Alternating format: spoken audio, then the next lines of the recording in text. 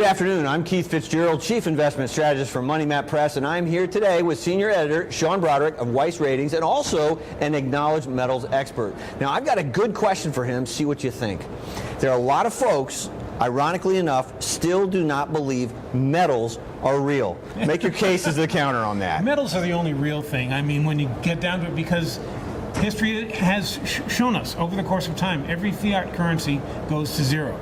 Metals, or at least real metals that aren't diluted with like something base, those really hold their value. I mean, there are so many examples of this over time. For example, the price of a fine men's suit.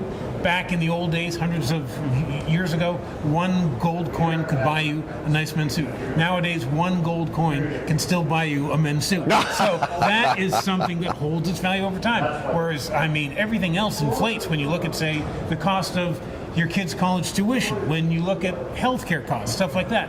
Prices are just going through the ceiling. But what will insulate you against hidden inflation is precious metals. Make your case for somebody like me who's an acknowledged skeptic. I mean, I own gold. I've recommended gold over the years. But make the case as to why I should buy more if it really hasn't gone anywhere. Well, we had a 5.5-year or a 6-year bear market in precious metals. Things are cyclical. That's actually much of the basis of my work.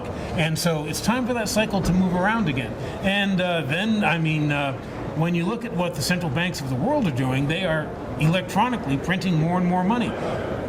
Interest rates on bonds are actually going negative in many countries. We have $16 trillion worth of that around the world. That's a big number. Yeah, these are not ordinary times, so you need extraordinary protection. And I think precious metals is where you find it. That's the message. Not ordinary times, but you need extraordinary protection. I'm Keith Fitzgerald. Thanks for joining us today.